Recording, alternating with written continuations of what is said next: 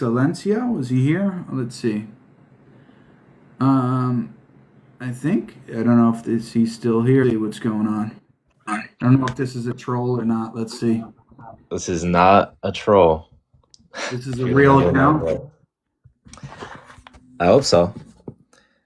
Okay, how may I help you, sir? Uh, I want to talk about the end of your debate with Nick, if that's fine.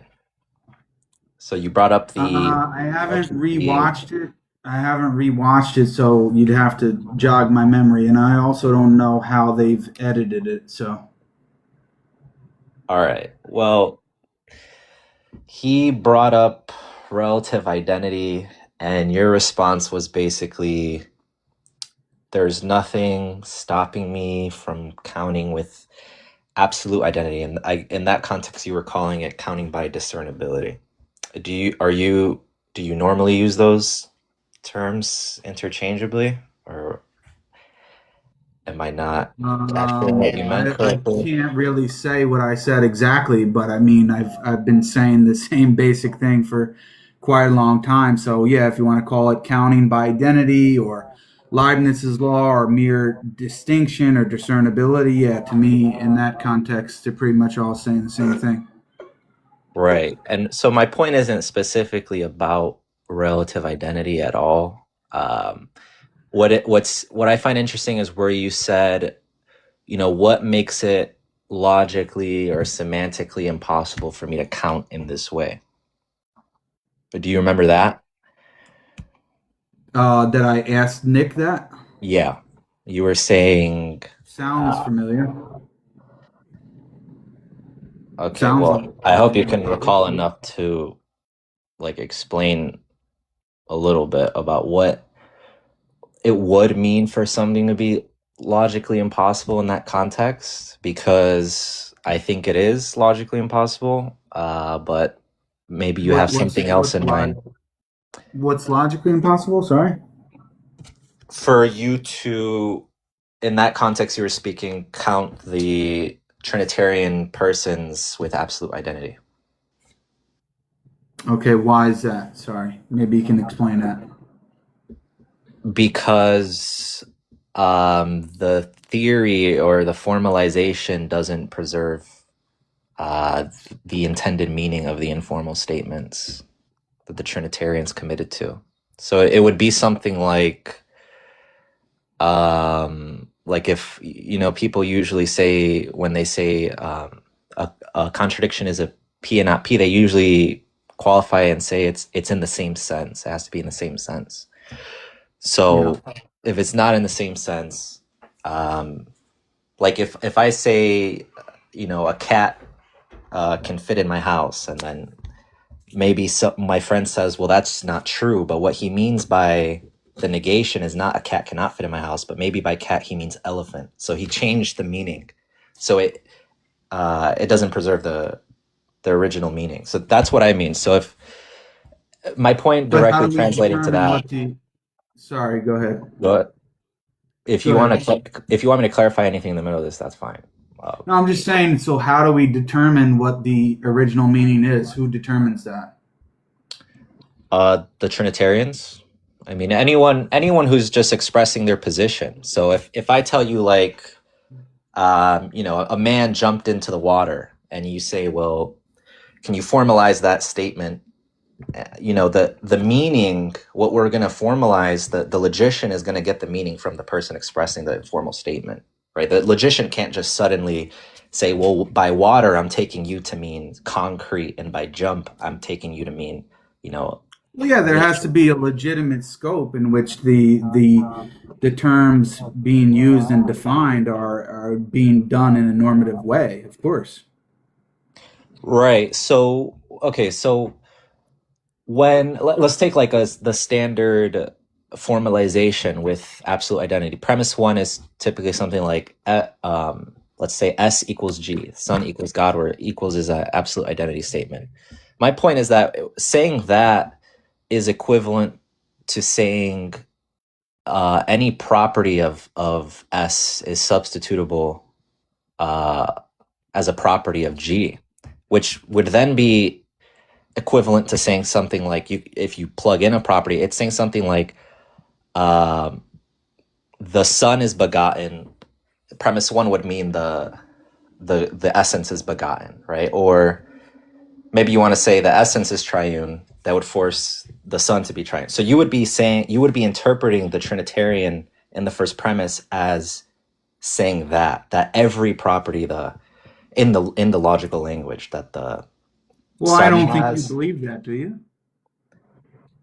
No, well, that's my point. My point is that that's precisely why it's impossible, because you're not even able to evaluate the theory, because the theory does it's not a theory of the Trinitarian statements. And when I say theory, I'm speaking about the formalization that is being presented with absolute identity. But hold on a second, sir. So I understand your point about how we're interpreting the statements, but wouldn't you agree and recognize that there are, first of all, that's not the normal way I press on the Trinity and the argument, but wouldn't you agree that there are some people who claim to be Trinitarians who do interpret the statement that way? Uh, if I do interpret the statement that way, you're saying, because there's different senses of interpret the statement, because there's interpretation. You can talk about interpretation function, whatever, but I mean, people believe there are people who believe that the persons are really identical to the essence in the way that you just expressed before, that there's no real distinction between them whatsoever. are you saying, okay, are you saying, is that like any what of a view of Nicene Trinitarianism? Are you saying, are people mistaken about Nicene Trinitarianism beliefs? Is that what you're asking? I don't know what you mean by the second part. Not mistaken about Trinitarian beliefs. I think that there, my point is that there's um, difference in how to interpret these amongst Trinitarian Christians. I think your perspective, which if that's what you're saying, I don't agree. I think that there are people who claim to be Trinitarian who seem to be a part of a mainstream tradition who interpret these statements differently, and therefore we have to deal with each person accordingly. Okay, well, there's interpretation happening at the level of like the informal statements, and then there's interpretation happening at the formal level, which has an interpretation function. So at the informal level, what I'm taking that to mean is that you could be saying that there are people who, when they hear the Trinitarian claims, they assume what you are saying, which is that, they're identical in every respect, both conceptual and in reality. And that's just a mistake, right? They just have a false belief about what Nicene Trinitarianism is, but they are Nicene Trinitarians. They're just mistaken about what the doctrine commits them to. But then you could be saying the second one, which is there are differing interpretations, which would mean that there's different formalizations that could possibly preserve the intended meaning of the doctrinal claims. Of course, that's the case. There's multiple formalizations of the Trinity, but my point is that in the case of the absolute identity formalization, which is a specific one, it's just one way of formalizing the Trinity, that does not preserve the original intended meaning. So it's just impossible. It's logically impossible in virtue of just not being evaluable. You can't evaluate a theory which doesn't preserve the original meaning of the sentences. In the same way, you can't evaluate a contradiction if it doesn't preserve the meaning. Yeah, but I mean, you're saying that it's logically impossible, which I agree with, and insofar as I understand what you're saying. But the fact of the matter is that there are people who claim to be Trinitarian who do interpret, let's say, the Father is God or each person is God statements as identity statements that are meant to be understood in the way that you just expressed. So I just don't understand. Are you disagreeing that people do interpret it that way? Okay, well, you could also be saying there, even at the formal level, that they believe that they could formalize it using absolute identity, but they could also possibly be mistaken, meaning maybe they don't understand what global substitution is. They don't understand a lot of the Well, I commitments. mean, they come out with a lot of different. I mean, I don't know how deep you want to go into this, but there are many different. How can we say? There are many different ways that they try to deal with the problem that you're presenting, and that I also agree with is a problem. Now, do I think that they successfully get around the initial problem? No, but many of them think they do. Okay, when you say they try in different ways, can you explain what that means, the different ways? Because maybe that will help. Um, yeah, I'm trying to think of the name of this. Let me see if I can find it. It's not coming to me, but there's a particular author, Trinitarian, who wrote a paper on this subject. My mind is just drawing a blank as to what his name is. Um, and he understands exactly what you're saying about, if he takes these to be strict identity statements, then he's going to run into the problem of substitutivity, and he gives or tries to provide an argument as to why ultimately, he doesn't think that that's going to work. So, like for example, philosophers make a distinction between. I'm trying to think of the term that he uses. Um, Sorry, I'm really drawing a blank. I really would have to bring up the paper to really explain it better. But basically, uh, he does not believe that in all cases, the substitutivity principle is necessary and applies in all cases. And therefore, he tries to argue that within the case of the Trinity, it is a genuine exception to the overall rule. That's the basic structure of the argument. Okay, well, I think even that works because I would still take that as a as another formalization. So my point is that you have um I don't know. Let's say you have identity and in one model someone takes, literally every single predicate to be substitutable. In another model they don't. And so I will still consider those as two models because they're not, I mean they have a difference in what Yeah, they're the not the identity same operator. model. That's what I'm saying. But would you accept that as a genuine model, or do you think that because before you said you just see it as, uh, I don't know exactly what word you use, either logically contradictory or logically impossible, but do you see that as a genuine possible model then? Well, I'll answer that, but my point is that not so you start off with one model, which was the strict identity one, and then we're saying, well, now we have other ones. But my point is that the first one, it's impossible, considering it doesn't preserve the truth conditions. Now we're on to the second one. We say, well, now here's another proposed model, and what we would do is you would evaluate, what's being substituted, what's being excluded. Maybe they exclude certain predicates, but they don't exclude all the ones needed in order to preserve the original meaning. Then it wouldn't. So maybe they want to exclude, Jesus is triune or God is triune. That doesn't substitute, but maybe other ones still do that cause problems. So I'm not. It depends on the specific model. I mean, you would need to evaluate the very specific model, which is why it's hard to do it just abstractly. Like, but the overall point I think still stands. That there is something stopping you from counting with absolute identity, if you want to call it that. And that is just. And when I say counting with absolute identity, I believe you can use models that have the absolute identity operator in the formalization. I'm just referring to the specific one where you put the absolute identity relation between the Father and God. G is identical to F.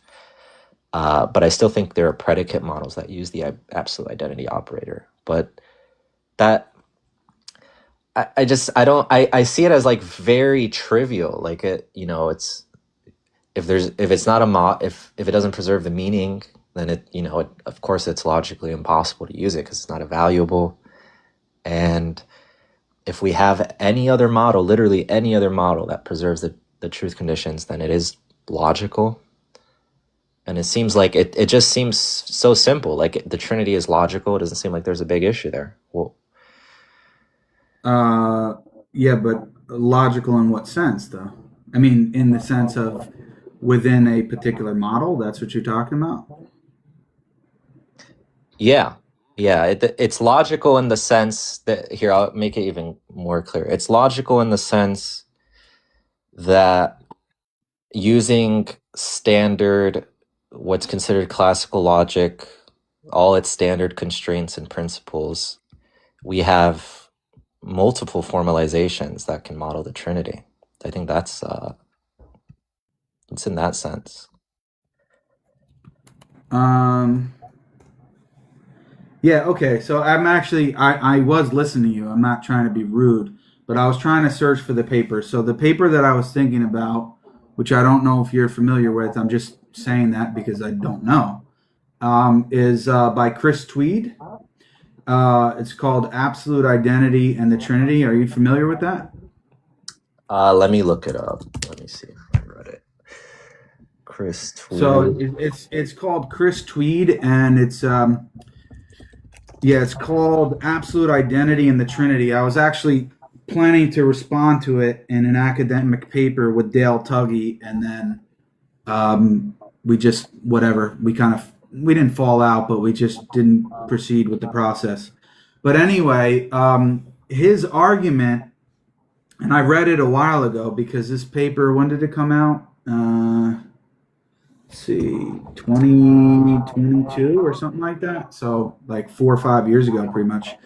So I'm just trying to recall what was some of the terminology. So he basically says that in opaque contexts, or what are called opaque contexts in a philosophical sense, substitutivity doesn't apply. And so what he tries to argue, and he gives examples to motivate this with the Superman and Clark Kent kind of idea, and then he argues that when he says that the Father is identical to God and the Son is identical to God, and he means it in the sense that I think you and I just talked about it,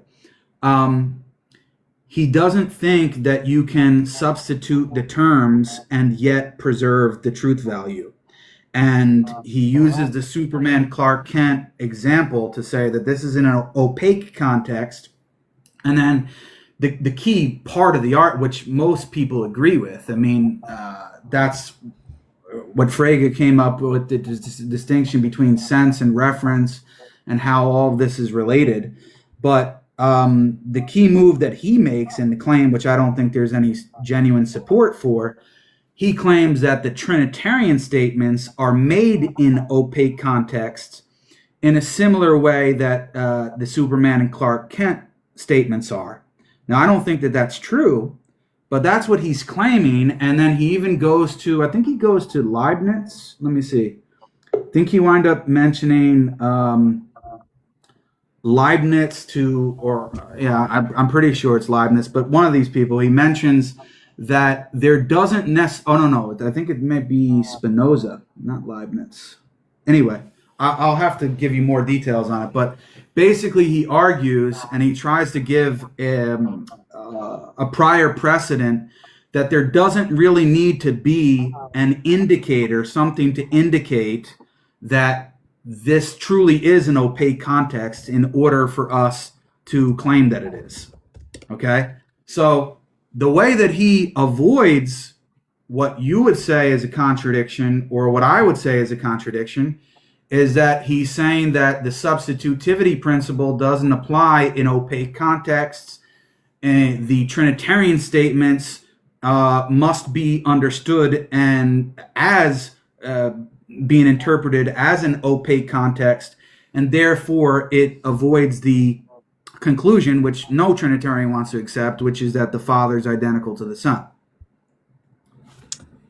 Well, So I don't know if I would even say it's like we're avoiding a contradiction. It that would be like in the same way if it's like, um, you say I'm on TikTok right now.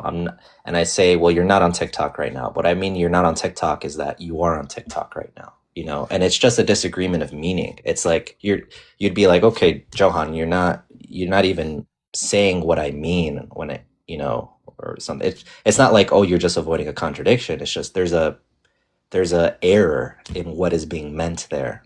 But once you sort it out, uh, there wouldn't be a contradiction. I think a contradiction would to say something is like avoiding contradiction would be if there was some sort of formalization that did accurately capture the or an argument that did actually capture the commitments of the Trinitarian, and then it led to some conclusion that would lead to a yeah, contradiction. I don't think that's what's but happening here.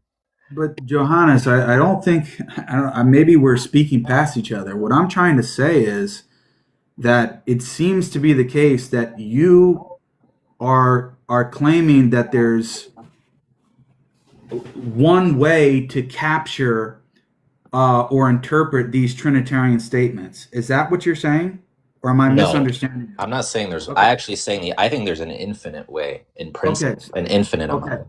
But okay. So there's, but do you believe that there's only one that is legitimate, or do you believe there are multiple ways to interpret them legitimately? I think there's multiple ways. Yeah. Okay. So what I'm saying here in this case, what you tried to say before, at least what I understood, that because this guy is saying that he believes that the persons are absolutely identical to the divine essence. Okay. Right. Now I don't think that you believe that, correct? I No, don't not know. in the way that absolute identity is standardly taken to be. Okay, so not in the way that absolute identity is standardly taken. Now I'm saying he believes that's the case, but he's going Okay. into the example of opaque contexts and saying that the he's making the claim that actually, and he would probably say that there's probably only one genuine model because his argument is dependent upon the claim that the Trinitarian statements must be understood as in opaque contexts. Now, you don't interpret the text that way. You don't even go into any of that or talking about whether or not these are opaque contexts and Superman and Clark Kent examples. Well, I You're can not agree with interpreting. that. I can agree What's with that. that? I mean, there's two separate things being said. There's a difference between saying the Trinitarian statements must be interpreted using a specific formalization and saying, given the classical identity operator, the Trinitarian statements must be considered special and opaque. So I can agree with the second one. So given someone wants to restrict what counts as a substitutable predicate, um, then I would agree. Given you want to do that and it preserves the intended truth conditions, then it must be interpreted excluding certain predicates Yeah, as but you don't make substitutable. that move because you don't interpret it that way to begin with, correct? Well, there's multiple ways you could interpret it. I don't like I said, there's I know. it's not like there's when you go from like an informal statement into a formalization, there's nothing forcing a certain formalization. It's about intended meaning, the Exactly, rules of but I'm logic. saying I agree with you, but that's what I'm trying to say to you is that do you believe that the Trinitarian statements are intended to mean that, or at least entail that the persons are absolutely identical to the divine essence? It seems that you would disagree with that. Well, I disagree with that. If that means that all the predicates are going to be substituted, then yeah, that's not what the Trinitarians mean when they say that. If you start restricting predicates, you're essentially doing the same thing in function that a relative identity theorist is doing, because the relative identity theorist is just restricting the pairs and the diagonal, which is identity. They're just saying that, when we say something's a sortal, the reason that things don't cross sorts is because it's not a straight pair in the diagonal all the way down. So that restricts what's able to be substituted. And that's the whole kind of purpose of relative identity, is that you in relation to certain sorts, you can have substitution within them. and then other ones won't substitute because there's not a global identity relation. But if you restrict predicates in opaque contexts, you're essentially doing the same thing in function. You're just restricting, I guess, like what counts as able to be substituted. And I guess that's the whole force of the original classical identity, is that the person's insisting that all predicates must be substituted. If you start restricting that, then you start looking more like, it starts looking way more like relative identity or a multi-sorted logic or something like that, where, you know, usually absolute identity is not, it's the kind of thing being compared to that. But I don't see, like, we can even take what he's saying. Let's say, because what you're saying is the guy is interpreting it as absolute identity. He's just saying, well, there's certain, it's like an opaque context or other opaque contexts like belief states, modal, you know, stuff like that. And you're saying those aren't normally substitutable. Just like that, he has reasons for believing that certain Trinitarian beliefs and the predicates associated with the terms aren't substitutable. If he can show a model, or you can show a model where that's true and it preserves the original meaning, it doesn't conflict with the original intended meaning, then I would agree with that it's a valid formalization. It captures, but that, I think that's not, you know, really relevant towards the main point, because I've already laid out that it's expected that there's going to be, you know, in my view, an infinite amount of valid formalizations that can capture the intended truth conditions. Yeah, but what I agree with that too, but that's my whole point, is that I think that's a very low bar for the Trinitarian to be aiming for, because I can agree with what this guy is saying, right? Insofar as within his own model, that there is no direct contradiction. However, my criticism of him, just off the cuff of what I remember, okay, because this is a while ago, would be that, as you're mentioning, when it comes to opaque context, typically there's some type of indicator, okay, which, for example, it could be, let's say, propositional attitude, terms like believe or know or think or these type of things. And there's nothing that I see within the Trinitarian statements that indicates that it's an opaque context.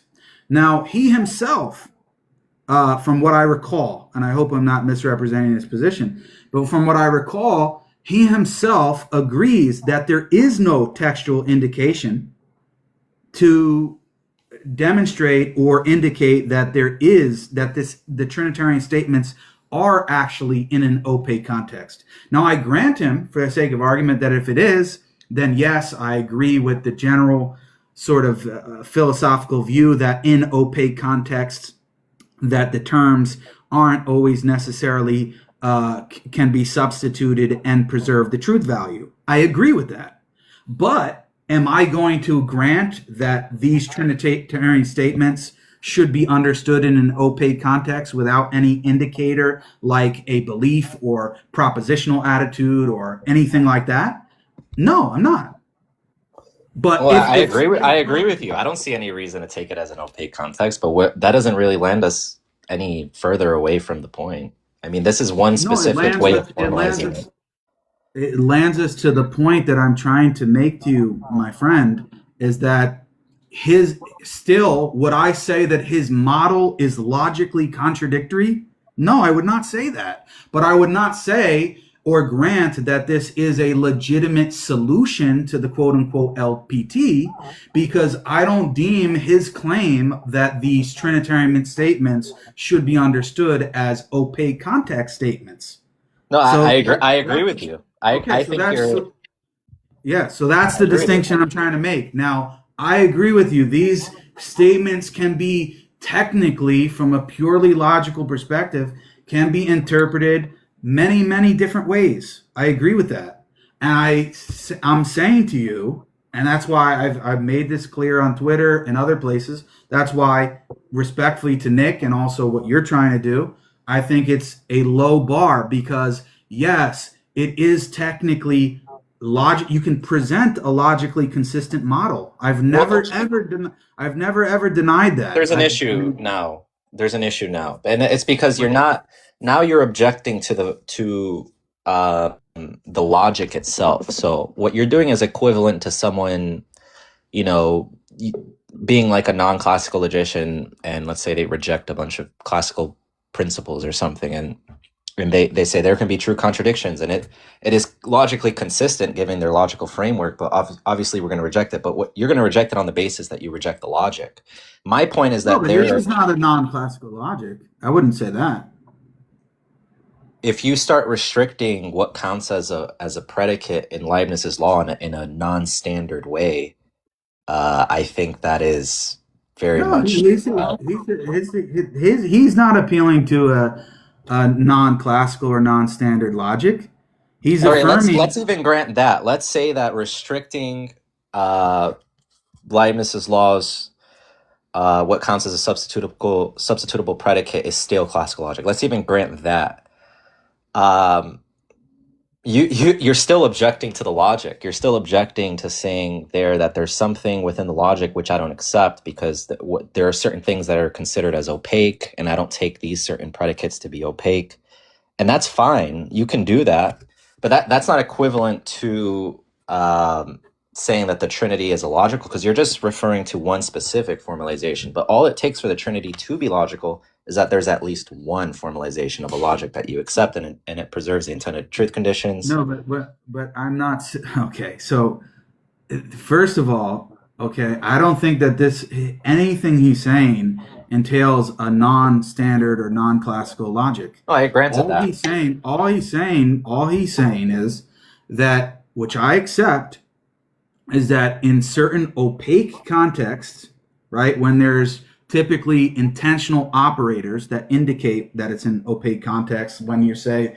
that you believe something or know something or feel something, etc., that there are times where, yes, the substitutivity principle is restricted in those opaque contexts. The whole question is whether or not the Trinitarian statements should be understood as opaque contexts. I don't see any reason why they should be. I don't see No, any I understand indicators. that, but that you're talking about one formalization. This is where the disconnect is. So when you say like, for example, you can have a formalization without the standard identity operator at all, right? So for example, that's a very clear example of why what you're saying only applies to something extremely narrow. It doesn't apply to is the Trinity illogical in the sense that would make it illogical considering any possible kind of formalization within standard classical logic. So Yeah, but that's my point. would you say that his model is not logically No, I'm consistent? saying you can. I'm saying you can grant that. I'm saying that we can grant that and say it is standard classical logic, and you can reject it on whatever basis you think. My point is Right. that that's a very narrow view of calling something illogical, because now you're only calling a specific formalization, inadequate for Right, whatever but reason that you're. I think that there are plenty of others that can fit the bill. So that's what the point I'm trying to prove. I'm trying to use an example that theoretically, at least I thought, and that seems to be the case, that both of us wouldn't agree with, but we would also still say that his model is logically consistent. And my point of saying that is that doesn't really prove that much to me. To me, I don't. I'm not concerned with mere logical consistency if the moving parts that are getting it there that are crucial, I don't agree with. Okay, let me give you an example. Let's say for some reason you don't consider conjunction adequate, but you still consider it classical logic, and I do, right? And I'm trying to formalize an and statement, right? And I say, let's say I say to my friend, do that again, and I'm going to kick you out, right? And what I mean by and is not conjunction. I actually mean implication. This is a very common example of logic not mapping to natural language neatly, right? Because I'm saying if you do P, then Q will follow. I'm not saying P and Q are in conjunction with each other. So there's still a formalization that can map the intended truth conditions, even though you don't find the conjunction adequate, or maybe it's you don't even consider it part of classical logic. Maybe you do. Doesn't matter. My point is that so long as there is a model, so long as there is something that preserves the intended truth conditions, and you do accept the logic, then you would have to say that Trinity is logical in the standard sense of what it means for a set of statements to Okay, be so if logical. I agree with it, what I've just explained about this guy's model, forget about your model or anyone else's, purely Yeah. in the way that I've described his model, is that sufficient for me having to concede that the Trinity is logical? Okay, sorry. So you're saying that if you have to concede that his model works, is that what you're saying? No, we're focusing on the terminology that you used. You said I have to concede that the Trinity is logical, correct? That's the whole point of this conversation. Well, I'm saying given that there's conditions to it. I'm saying given that there's a logic that you accept. So someone's presenting you a set of statements. Imagine they're writing it out informally. Jesus is God in natural language, English, French, whatever. And then we take the second step and we put it into a formalization. And that second step preserves the first step's meaning, right? And I'm saying once you get to that second step, if there's at least once you have all of these formalizations, then you go to the third step where you find a model. And if in that second step you have the meaning being preserved and you fully accept all of the logical language, you accept that as a part of your logical language. Maybe they have a bunch of predicates, you accept predicates. Maybe they have standard non-identity, you accept standard non-identity. And then they satisfy all the statements, so it's an adequate model. And my point is, as long as that occurs, then it is logical in the standard sense Okay, and of I'm trying to logic. get you to apply that to this example of his model. I'm saying in the way that we've just discussed it, and I've explained my position regarding his model, does that fit the bill of what you just described to getting the position of the Trinity being logical under my view? Under Well, it depends how you are using the term logical. You would be using it in the most narrow sense about a formalization that you're claiming is using a logic that's inadequate. But So brother, you just explained what you meant by it. You just literally broke it down, what you meant by it being logical. And I'm saying, does that map on to this example? okay, just remind me what's supposed to be mapping because clearly I'm not tracking what you're saying. Oh boy. I don't know how to explain this in another way, to be honest. Okay, well let me try to The, let me the, try to the clarify whole the debate, possible the whole ways. debate is this. Hold on. The whole debate is this. Is the Trinity logical? And we're trying to the whole discussion that we're trying to really drill down on here is, what does it mean by logical? And if we say in that context that the Trinity is logical, is that all that's really needed, or is that all that people really care about, or not? That's the Okay. general conversation that we're trying to have. Okay. Now, you Right. just explained what you meant by the term logical, brother. You just broke it down. Okay. I can't repeat back to you everything that No, you I think said, I to be honest. understand what you're asking now. In that sense, then no, you wouldn't be able to say the Trinity is illogical. If based upon how I view this guy's Yeah, paper and his no, model. yeah, you wouldn't. No. Exactly. So that's what I'm trying to explain to you No, is, that's my point. yeah, yeah. And my point to you, my friend, is that to me, if youth, and that's what we really need to drill down on. Look, if we're just looking for gotchas, like, oh look, I'm not saying you're doing this, but I'm just trying to say to the audience and to you as well, if you're just looking at saying, well, yeah, Jake, that proves that you believe the Trinity is logical. Well, in the very narrow sense that we just described, right?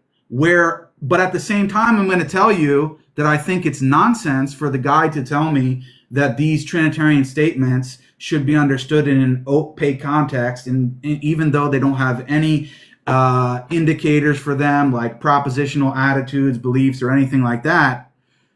That's my whole point. That's why I'm using an extreme example, because I agree with you in terms of the terminology. If that's all you mean by logical, brother, then No, no, fine. There that's are not what I plenty mean of, by logical. No, no, no, but no. hold on a second. There are plenty of models that are of the Trinity that are quote unquote logical that I would accept as such in that very narrow definition. Yeah, but But that's the not what I problem meant. is, I But thought we literally just agreed that you just said that according to what I've just said about this guy's model, okay, and his paper here, that I would not be able to say that the Trinity is illogical based upon this. I thought that's what you said. no, but okay, listen to what I'm going to clarify for here. I agree that based off rejecting this specific formalization, you're not able to say it is illogical. That was my point the entire time. But that's not sufficient for you rejecting this specific model. It's not sufficient to conclude off that the Trinity is logical.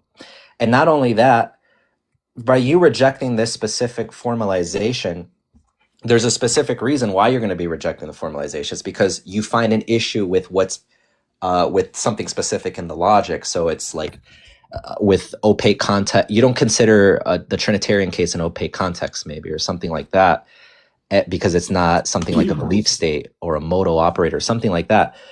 My point there is that you're objecting to the logic. So what would be more equivalent of that is if me and you disagreed upon something logical. But what I'm saying is that when I'm calling something logical or the Trinity logical, I'm already saying that me and you agree upon the logic being used completely. So you gotta start there. I'm saying we have this logical language and me and you agree completely on it. But remember, the No, logical language, we still don't have a specific formalization.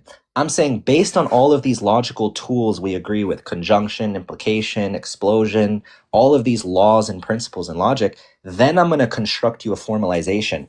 If the formalization preserves the intended truth conditions and it satisfies all the statements, then you're forced to say it's logical. That's a different claim than what you were saying I said before.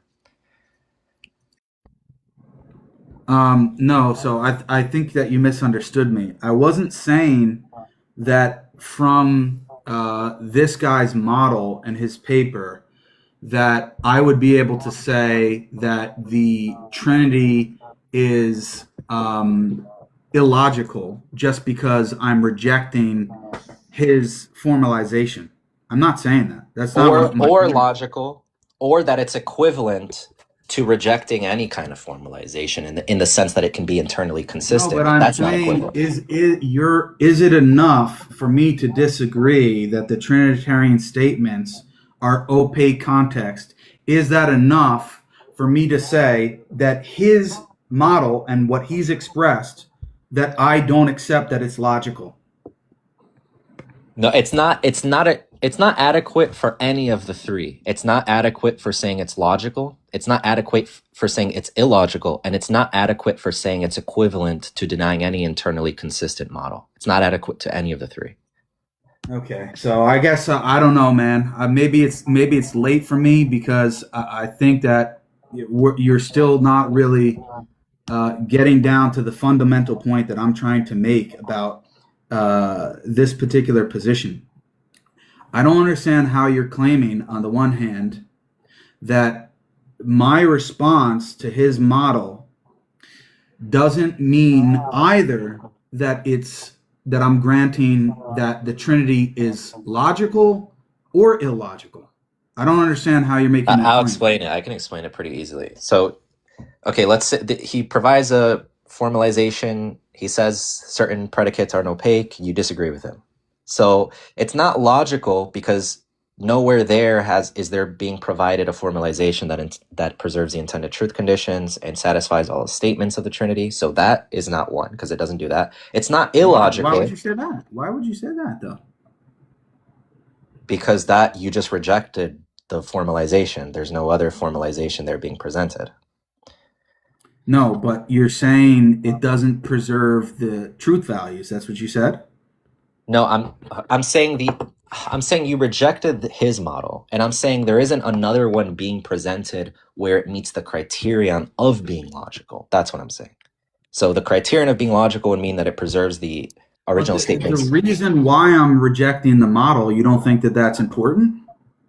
No, of course it's important. That goes to the third point, which is Yeah. what I'm saying. The reason you're rejecting is because you're rejecting something about the logic. You're saying, there are certain kind of operators that are opaque, and in the Trinitarian case, these are not opaque.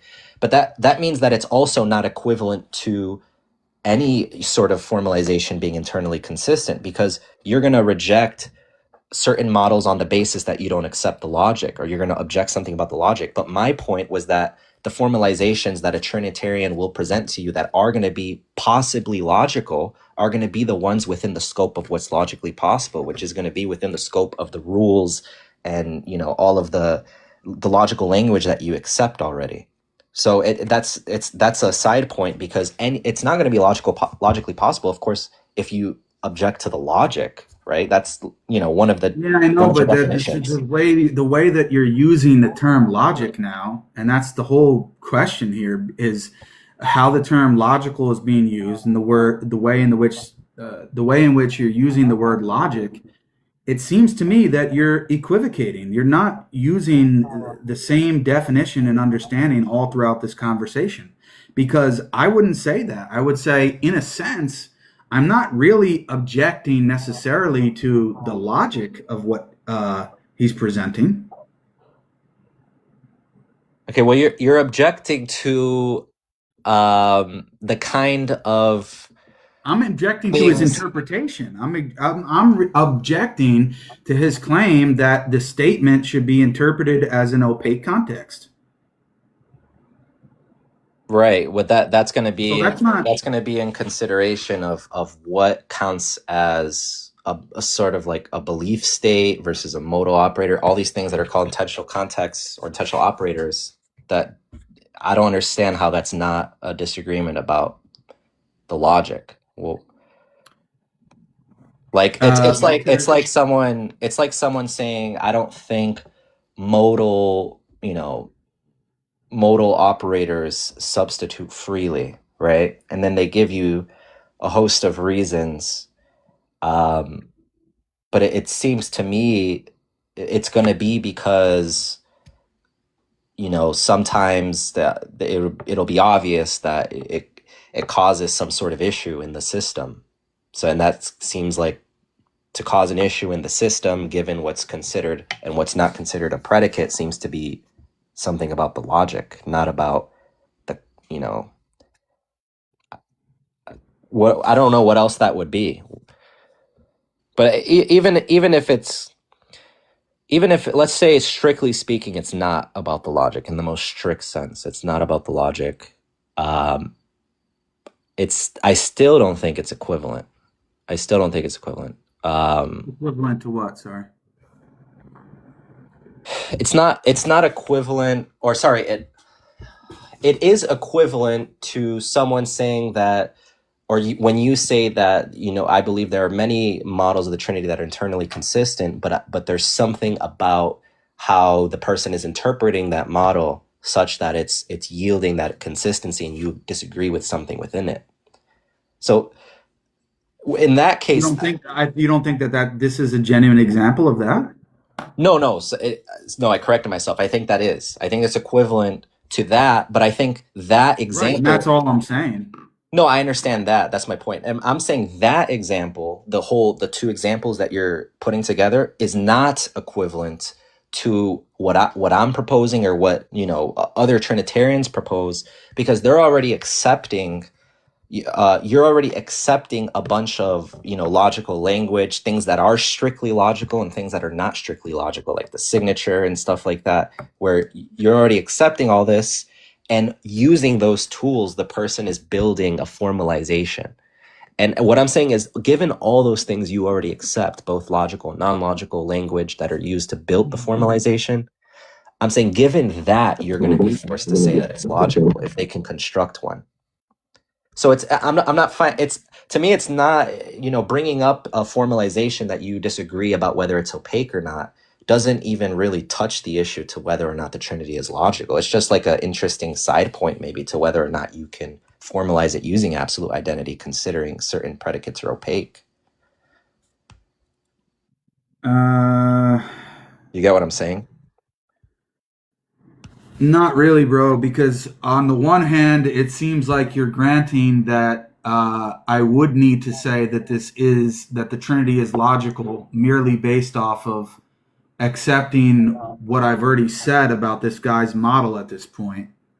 And on No, the no, other no, hand, no. you are. I mean, you just said Let me make um, this as clear as I can. Let's say you we said it, both. you're saying if we mean logic in the strictest sense, and you said, oh, even if we're granting that, you're just trying to draw a wedge between what you would like to propose and what he would like to propose, and you're saying that there's a genuine difference that would require me to say that your model or what you present is logical and renders the Trinity logically consistent, and I would have to accept that. But I wouldn't necessarily have to say or accept that for this one. And I'm trying to say, although they get at the end goal different ways, I don't see any genuine relevant difference in terms of me quote unquote accepting what he says and what you what you would want to present as a model, and me saying that, oh, it's logical or yours is logical. I don't see any genuine difference in that.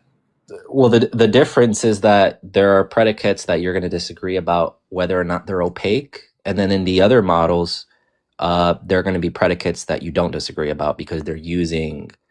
Maybe it's not using identity. Maybe it's only using non-identity and standard predicates. So that's the difference. It's a big difference. All right, so I mean, we can kind of get past this point because I think we're spinning circles, and I've been going on for quite a while, and I think you want to present something else. So we can maybe move on to what you would like to present about your own position.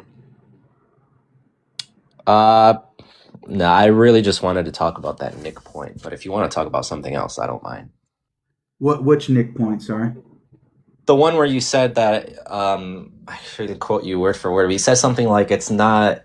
There's nothing stopping you. There's nothing illogical. You said logically, semantically, it's something else, metaphysically. There's nothing stopping you from counting in this certain way, and that's obviously I disagree with that. I think both logically and semantically um, and metaphysically there would be stuff stopping you from counting in that way. Why is that? Sorry. Because I don't think that using absolute identity between the as the is statement preserves what the original intended meaning is. I don't think it But I'm does not that. using that. I'm not using that. Well, in the debate, you were when you said absolute identity and indiscernibility. So that's what I'm referring to. Maybe not right now. You're No, not. no, no. I'm not using that as in. I'm not using that as the is statement or to interpret the statement that the Father is God. I'm not using that. Well, that's what I first asked you when I came in, and you said you were. I asked you by No, no, discernibility, are you using it no. as a synonym for absolute identity? And you said, yeah. Yeah, but that's talking about counting. That's in relation to counting, not how we interpret the Father as God as an is of identity. Those are two different things, What's the difference? bro. The objection that I'm running is not the Father is identical to God, the Son is identical to God, and therefore the Father is identical to the Son. That's not my objection. Well, when you say absolute identity is a formal. It's a formal notion. It's I'm not. saying it's the way we count. I'm Okay, but talking then about look the at when way you in say which the we count. when you say the way we count, it's like saying I'm speaking about some take something that's like super obviously logical, like disjunctive elimination. You're like, I'm speaking about disjunctive elimination, but I'm not speaking about formal logic. Like that doesn't make any sense, right? What other No, okay. sense? So let me explain it. I'll just read you directly the quote. Okay, this is how Branson defines it. This is how I'm I've read that. I've understanding. read that whole. It's a book of essays. No, but hold on a second. This is exactly what I'm talking about. So you understand, because when you're talking about, well, Jake, your argument assumes that the persons are identical to the essence. That has nothing to do with my point at all. It has absolutely zero to do with it. So Branson says, today we count F's by one, logical subjects that are two, discernible from, or at least not identical to, one another and are F. That is, if X and Y differ in any way and are both F-ish, we count them as two F's. So in other words, we count F's, logical subjects that are discernible or not identical to one another, are F, in this case, are God. That is, if X and Y differ in any way, if the Father and Son, I'm imputing this so people understand, if the Father and Son differ in any way and are both F-ish, are both God, we count them as two F's, two gods. That's how it would be input. It has nothing to do with saying the Father is God means the Father is identical to God. This is strictly about counting by identity.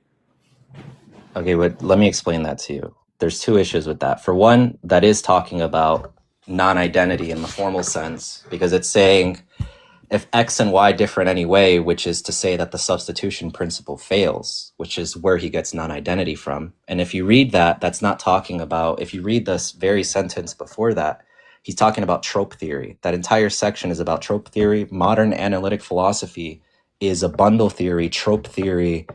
That's what modern analytic philosophy does. It defines essences, not in the Aristotelian sense, which is why he says the way we count today. It's because modern analytic philosophy counts things in terms of tropes, substitution, the global substitution principle, which is usually why you hear people say an essence is a set of essential properties, because that's a trope theory view of what an essence is. So number one is he's not talking about what you think he is, and then number two, he is talking about non-identity in the sense. Yes, he is. Let me grab the book. I'm trying to.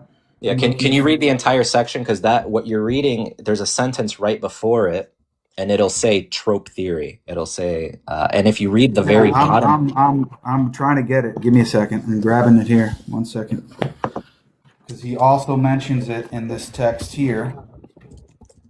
Let's see.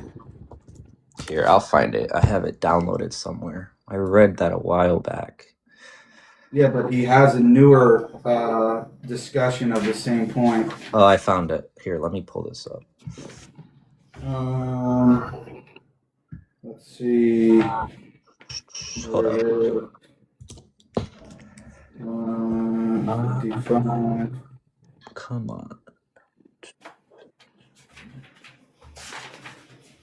Okay.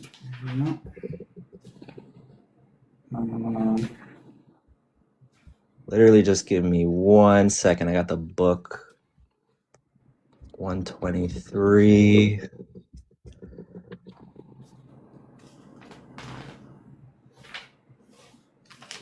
I got it right here.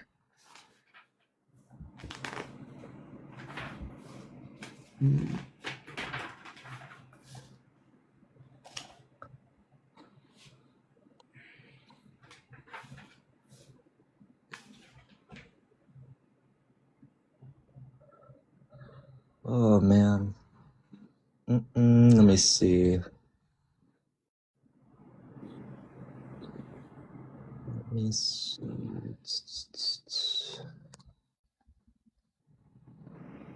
Okay, so here, look. I just found it in the book. This is, I really hate when the background does this. You can't really show it. But anyway, this is from the One God, Three Persons, Four Views. So this is even a more updated version of what he said in comparison to that specific quote in the article. But he says, I'm just going to read. It says, this is on page 75, quantity in antiquity and today. Okay?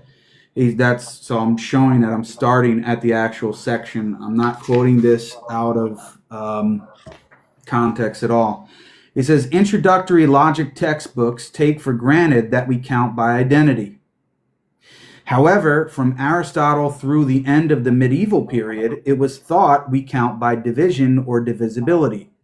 Only in the 20th century did the current approach become dominant, meaning referring to counting by identity as opposed to division. I don't agree with that Correct. claim, but that's a historical claim anyway, That's something my else. point. Yeah.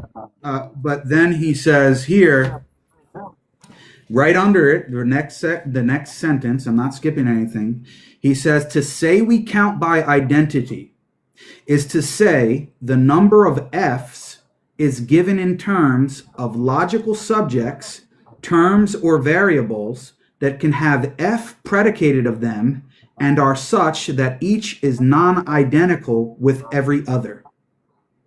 Okay. And then he goes Yeah. on to give examples. He says, for example, I mean, I can read the examples if you want, but the point is that's how he's defining it, which is very similar to what he, not exactly, but very similar to what I just quoted earlier.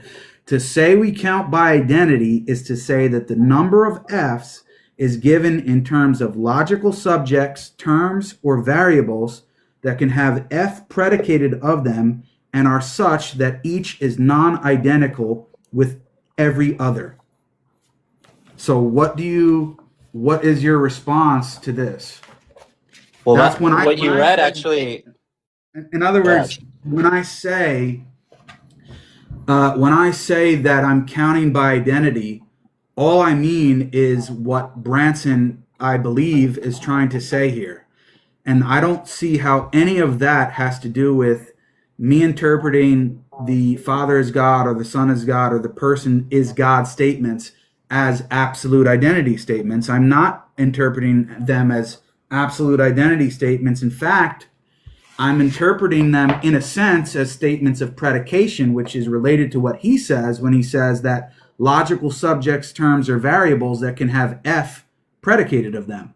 I'm interpreting them as those are predicates which are being ascribed to the subjects, each of the divine persons.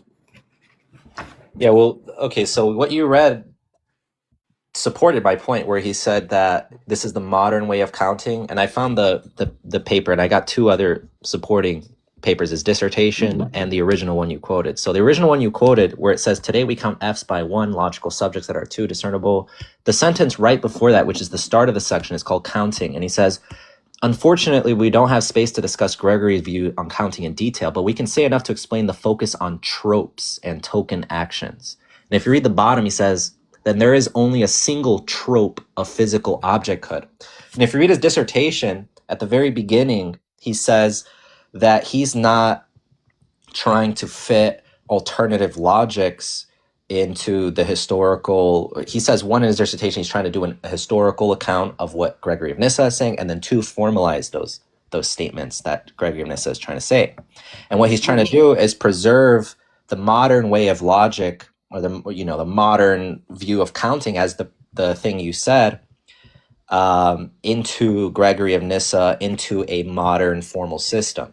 So that's my point. My point is that what Branson is trying to do is he's trying to take the modern trope theory and fit it into a modern formal system.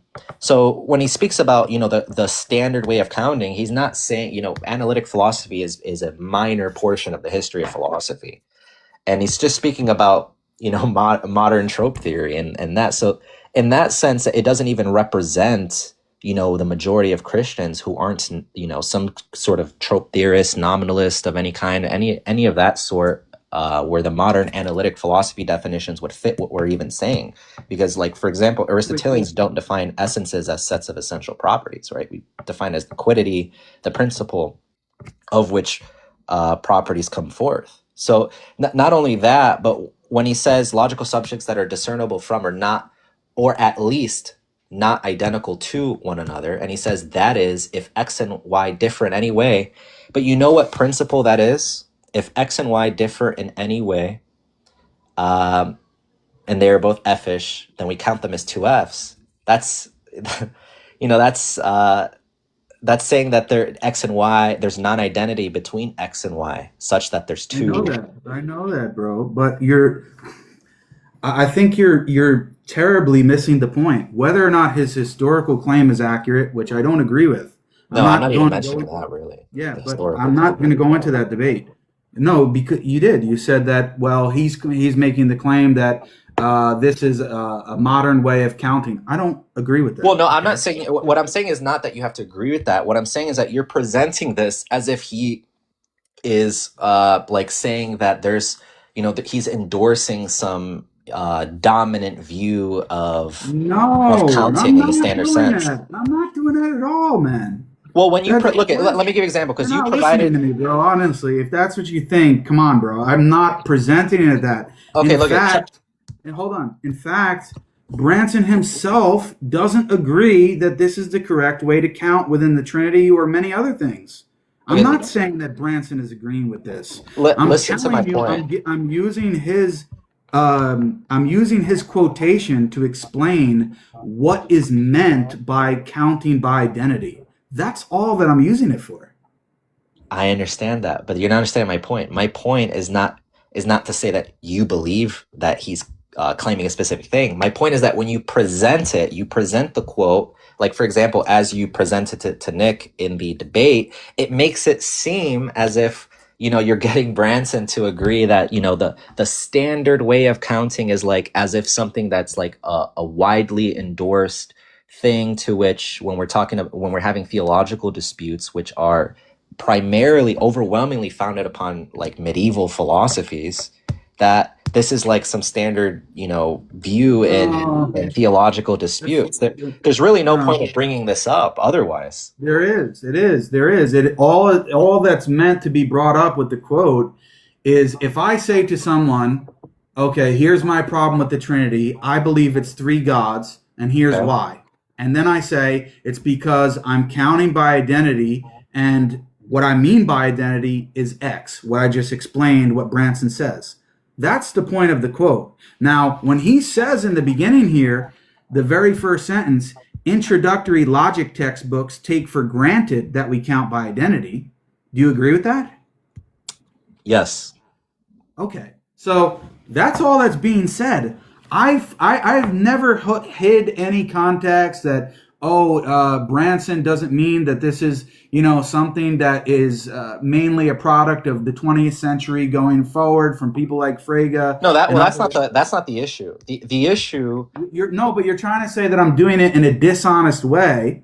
You didn't say that, but that's the way Well, you're you're coming not across. providing any other reason for bringing this up. I just explained to you why I'm bringing it up. If I say that I'm counting gods in the Trinity by identity, and somebody doesn't know what that means, I'm giving this as an explanation of what I mean to count by So identity. you're saying that How is you're that saying. irrelevant? Okay, let me understand that. You're saying that this purely functions as an explanation and not as a source of authority. That's what you're saying? It, it's not a source of authority. It's a definition.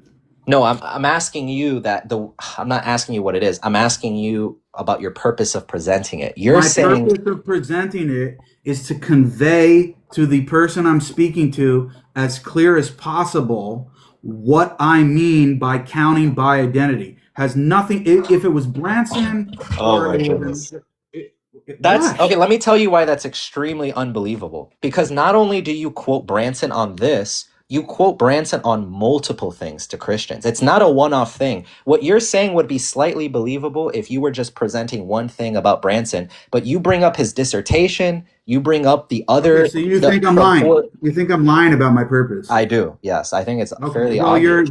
well then I don't know what else to say to you, brother. If that's what you think, you can believe whatever you want, but I know what I'm saying. I do this all the No, but time. If you you got want, to if understand where I'm anybody, coming hold from. on a second. If anybody watches my live streams, I never bring this up and say, "Oh, Bo Branson said this, so you must believe it." First of all this is, as I'm saying, it's literally a definition. He says to say we count by identity is to say blah blah blah blah blah.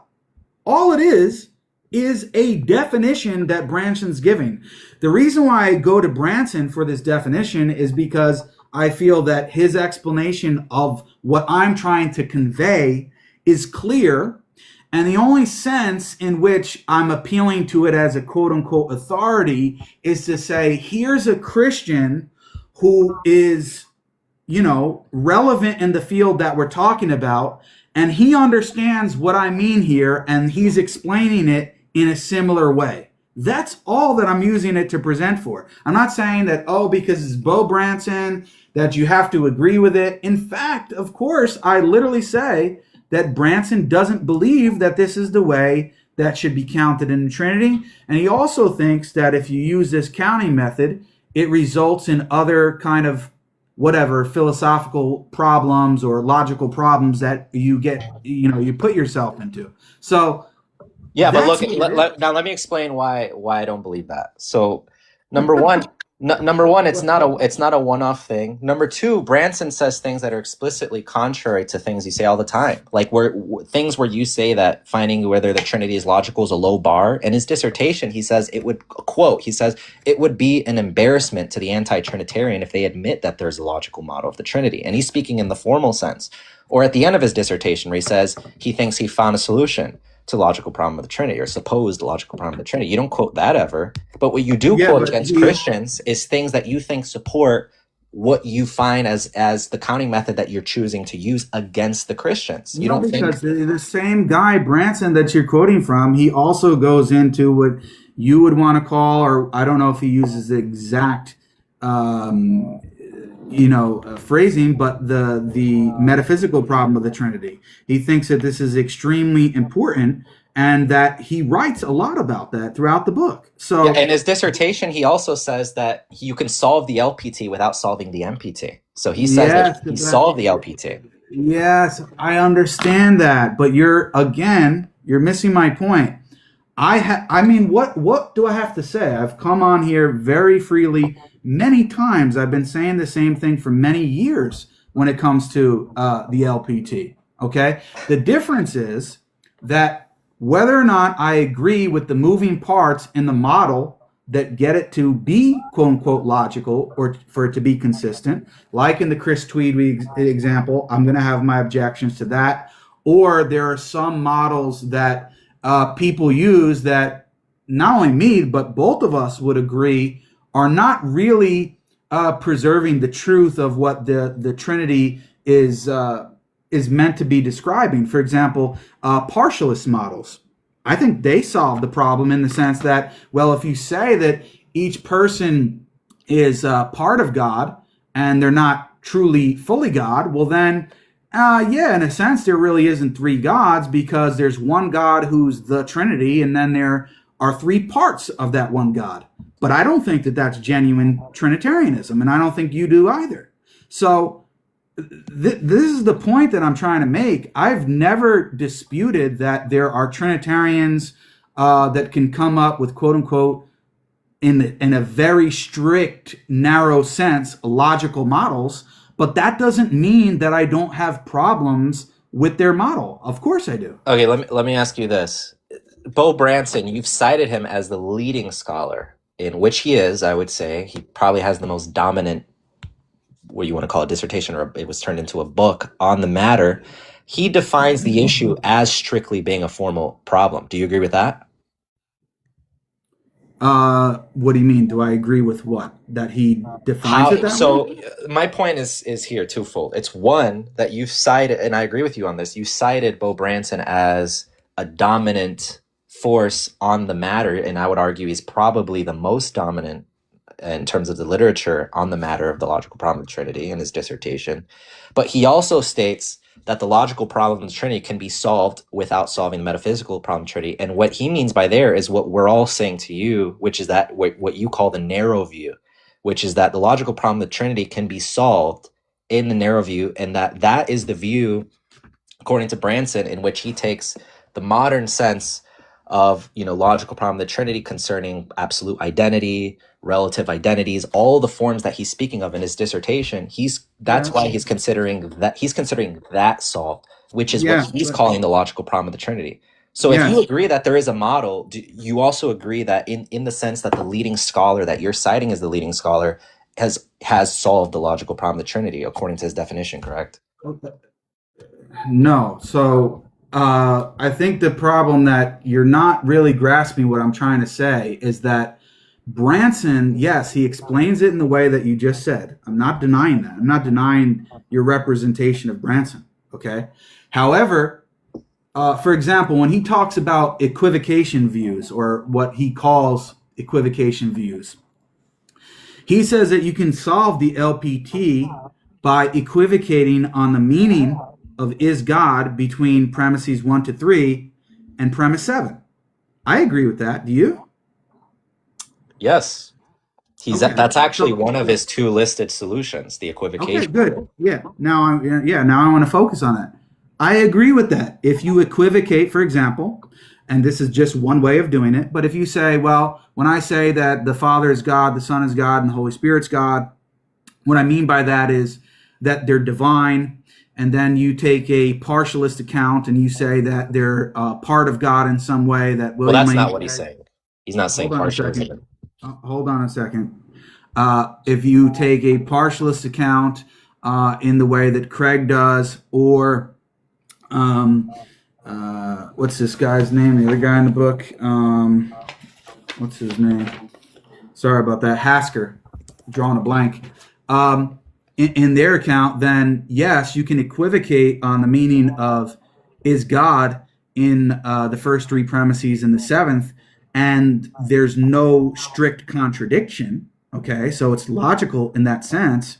However, I don't count that as a genuine solution, because I don't think that that's what the classical Trinitarian doctrine is really trying to say. I don't think that they're really trying to say that the persons are parts of God in the same way or a similar way that a Okay. skeleton is part of a cat. But So this is the issue with what you're saying right now. Let's say everything you're saying is true, and let's throw away all of Branson's models. Let's throw away every scholar's models. You already agreed that there is models of the Trinity, but you just said that's a very low bar. My question to you yeah, was, let's go off of that. You already agreed that there's consistent models that formalize the Trinity, but you're just saying, well, that's a low bar. My question to you was, given off what you said is the leading scholar is defining what the problem is. The I don't know if solution. I said he was the leading scholar, but I'll go with that. But that's fine.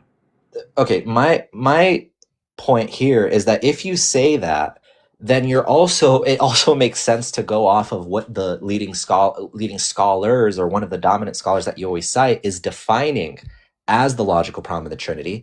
And according to that, that's the low bar you're referring to, which you said we already have a No, solution to.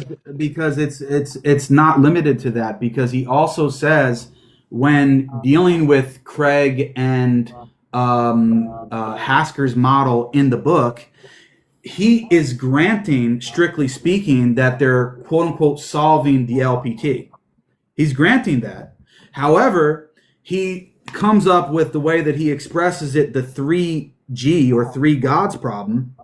He thinks that unless you appeal to some alternative method of counting, which in his dissertation he calls it the NC-IC family, or non-classical identity counting family, he thinks that unless you couple any kind of equivocation model with some other non-classical identity account, that you're really not doing enough. That's what he's saying, because he criticizes Craig and Hasker in the book heavily for that, because he says, look, unless, let me see if I can actually No, but you this can is not just even find relevant towards the point, because what you're doing it now is. is you're saying that there's specific models which aren't adequate. My point has nothing to do with specific models. My point is that you already agreed that the low bar is already met. You're just saying it's a low bar. And what I'm saying is, Yeah, if that's both my opinion. I understand. I know that. I'm going off of that. I'm just telling you what that leads to, given that the person you're quoting as a leading scholar in the field defines the LPT in the way that you're calling a low bar. And if that's the case, that means the low bar has been met. And according to the leading scholar, who you consider a leading scholar, the LPT has been solved, because it is just that low Okay, bar. but you're again, okay, so I can quote Branson for you here, so that people don't get too excited about what you're saying. He says in the same text, and Hasker and now Craig. Wait, hold on a second. Let me go to this one actually.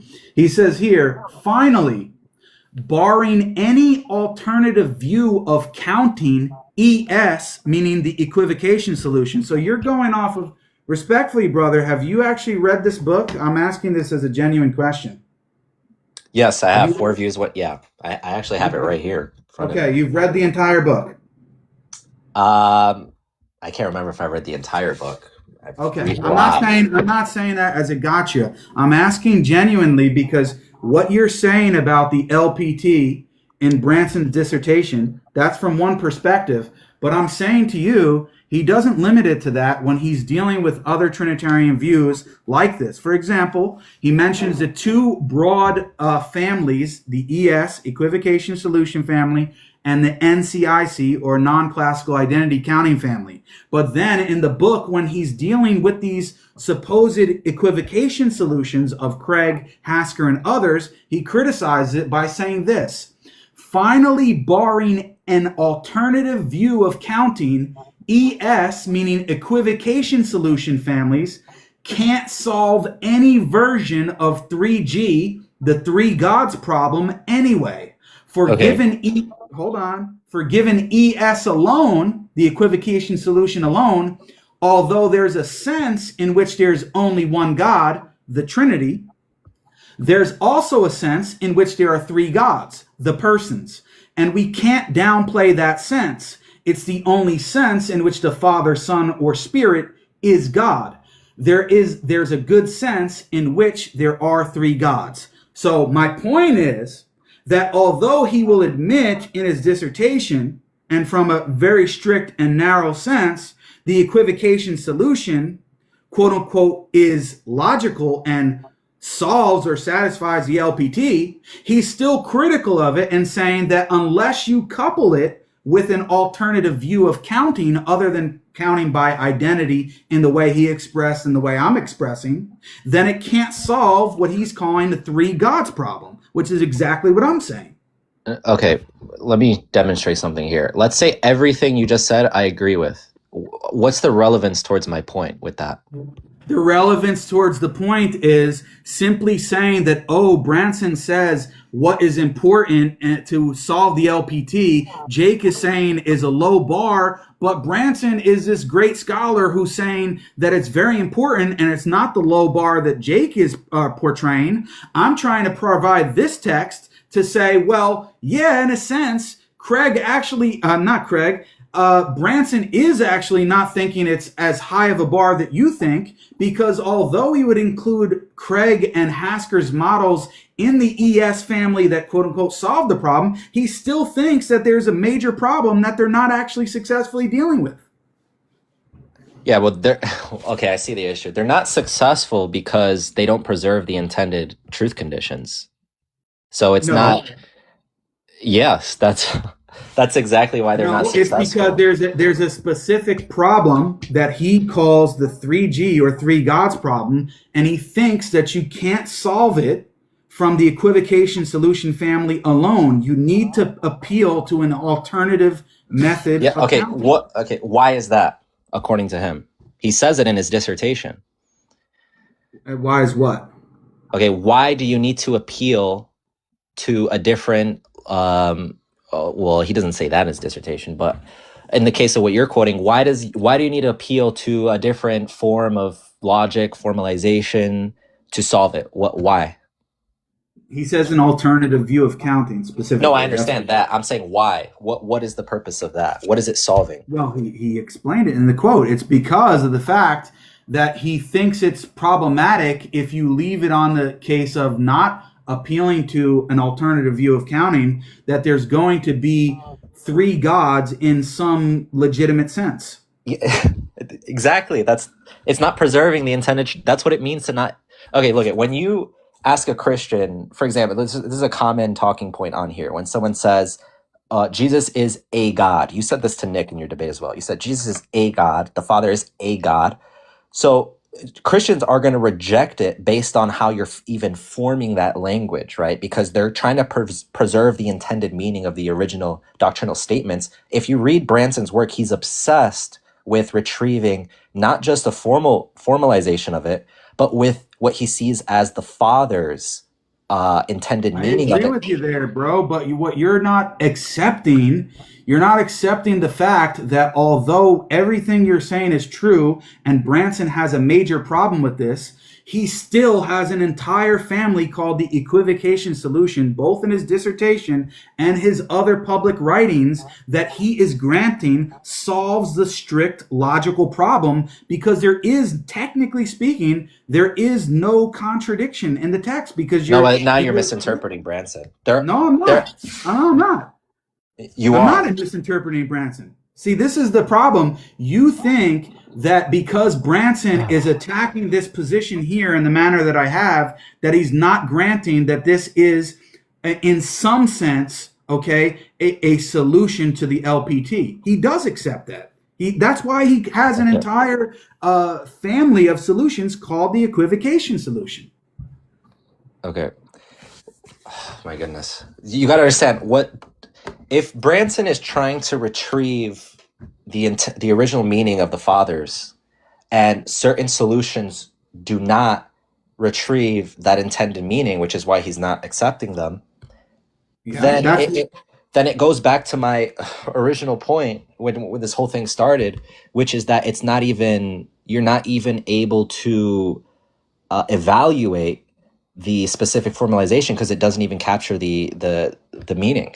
Now you can say that they're within a family of things that, Christians may accept certain solutions of what. That's a different, type of claim, and that's completely divorced from the claim that I was making before, because my claim before was not that, we may have certain solutions which the meaning is sort of ambiguous. And I think in those cases it is, when you have, an Orthodox Christian insisting that it must be directly, like Gregory of Nyssa's language, and you have other Christians who don't exactly take it, but they don't find any issue with the formalization. I think those are things that you can disagree upon, but that has nothing to do with my original point. My point is that if you agree that which you already agreed with, if you agree that using the system of logic you accept, someone can construct a formalization that does preserve the meaning, then based off of Branson and the way that he defined the problem in the first place, that you would have a solution. That's But Johannes, the point that you're not realizing is that you're going back to how these are interpreted. What you're dealing with now, or what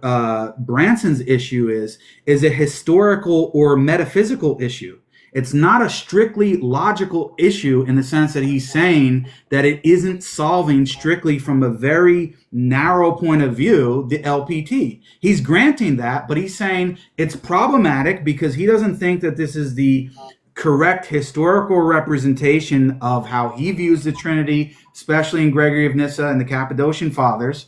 And he presumably also is going to have some metaphysical issues with it. But the point is that other Trinitarians might just as well raise the exact same point about your model. Now, I anticipate that you're going to want to defend that and you're going to disagree with them, and that's perfectly fine. But you should damn well know that there are going to be Trinitarians that are going to come up here and say, no, Johannes, by you saying that you don't believe that the persons are identical to the divine essence in the way that we discussed before, you are not actually really capturing the authentic interpretation and model of the Trinity. So it's going to be a dispute about what actually is a genuine criteria for capturing what the Trinitarian statements are supposed to be saying. And that's going to be up for debate amongst Trinitarians, because people are going to come here and listen to your conversation and say that they don't agree that yours does. Okay. I don't know even how to respond to that last point, but in his dissertation, he says that in order for it to be a successful model, it must capture the historical account. It must. Okay. So according to his successful model, but not just in terms of, strictly speaking, avoiding contradiction with the LPT. Yeah, but okay, now you're making a further distinction. The original point, and the point I'm still making here, is that a successful solution, according to Branson, is one that has the correct semantics And that avoids the formal issue, which is what I've always been saying. I've been agreeing with. That's why I meant by intended truth conditions. And what you're saying is no. What Branson is actually saying is that there are solutions, or what he would count as a solution, which is purely formal, irregardless of truth conditions, historical count, meaning. And I'm saying that's not true. That's Yeah, literally so the when he entire. calls it the equivocation solution, what does he mean? He means there are proposed solutions, which are named equivocation solutions. He doesn't just name one equivocation solution. Yeah, but I'm bro, saying he literally says in his dissertation, he has a class, a family of solutions called equivocation solutions. And he doesn't say that, oh, this is not a genuine solution and this one is. He just has it general. What are you talking about? he also talks about social Trinitarian ST in his section 1.3.1, contemporary proposed solutions. Do you think he takes social Trinitarianism as a solution? Insofar, see, this is what I'm explaining to you. Insofar as it strictly avoids contradiction, okay, then yes, but Yeah, not but in the now, sense, not. not But in now the you're just sense. playing with words No, because no, clearly, no, I'm not playing with words. I've been saying the same thing okay. consistently this entire What? conversation. No, The no. difference is, yeah, yes, I have. The difference is that he still is not going to see it as acceptable, and that's the whole point of what I brought up. Okay, The quote was from okay. the beginning. Listen to my It's point here that because we're making a lot of progress it's here. that what is deemed to be acceptable or a model that quote unquote solves it, okay, is also going to have to deal with the problem that he just brought up, which I just mentioned in the quote. And that's my whole point. That Okay. simply dealing with it from a very strict and narrow sense in the logical perspective, to me, is a low bar. I don't think that's the case. I can Okay. agree with that. There are many things that can fit the bill for that, but I'm going to have a problem with each one of them. Okay, you got to engage with what I'm saying here. Since the beginning, I've been saying that it's not enough to just construct any random formalization. When I first came in here, I said, when you have a contradiction, it has to be in the same sense. It has to be intended meaning. And I said, when we're constructing formalizations of the Trinity, it has to be with the intended meaning. There's two conditions there, right? You have the meaning, you translate it into the formalization, and then you find the model, no Yeah, but I contradiction. said who Let, determines the let, meaning? That's the point. Okay, let me finish really quick. I'm not going to take too much time. When my point here is that with Bo Branson, he's saying the same thing, right? And this is what I already told you. I'm saying that if a Christian presents you a formalization and that it matches the intended meaning of the Nicene statements, I didn't just bring this up with when Branson was brought up. I said this since the very beginning, is that if it matches the intended meaning and they have a formalization, which is what all Trinitarians are trying to do. They're not just constructing random formalizations. Like you said, they're disagreeing about what is a proper formalization. And then below that is other disagreements that are, prior But to they that. disagree on the But intended meaning, don't they? that's what I just said. I said Yeah, that before. exactly. You're not understanding. My point is that a proper formalization, according to Branson, is one that inherits the intended meaning into the formalization, and that two constructs a model that satisfies the set of statements. So that's what I've been saying since the beginning, and you just said you agree with that. Okay, my point then is, if you say that there's a Trinitarian formalization that does capture the meaning of the Nicene statements, the Father is God, Son is God, Holy Spirit is God, and that it does not yield to contradiction, it uses standard classical logic, and there's a model for it. My point was, then you would have to admit the Trinity is not illogical. The LPT is solved according to Bo Branson himself. That's when you started bringing this stuff, which you're going on a side point, because since the very beginning, I've been saying that it has to match the intended meaning. Now, when you're disagreeing about the intended meaning, that's not a disagreement about, the logic about it in the sense that you're speaking, right? That's a disagreement about, truth conditions being preserved from the informal statements into the formal statements, right? But when you have that, my point is that when you already have that, and you're not objecting to the Christian saying, well, actually, your first premise doesn't actually capture the statement correctly, which I've never heard you say. I've never heard any, most, and I watch a lot of these debates that they don't say stuff like that. People I object said to it the all the time. I said it all the time.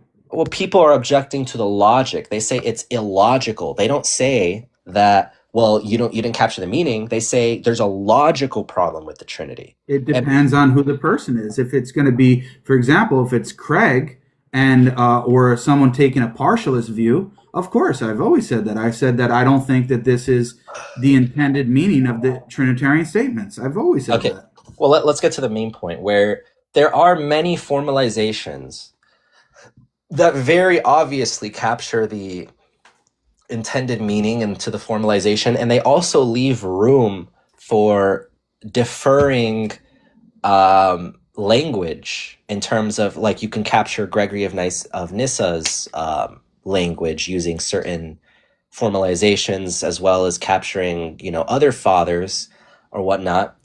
My point is, if a Trinitarian presents that to you, then and it gets past the point of interpreting what they mean, and you agree, which isn't a very big dispute a lot of the time. What do they mean? And even if you go with someone who kind of extends it to the point of sort of putting language interpreting language that isn't so common, like how Branson interprets Nissa's, you can still formalize that. I mean, logic is a huge system. Like, classical logic is not like people say, oh, it's three classical laws. It's a ginormous system of rules and principles and logical operators and non-logical symbols and stuff like that. It's not a surprise that you can formalize something with whatever intended meaning. And my only point there is that if you can do that, which is, like you said, that's a very low bar. To me, I see that as a very low bar, which is why I never saw the LPT and I'm like, oh my God, that brings me Shubaha or anything like that, because it just seems so obvious. Like, what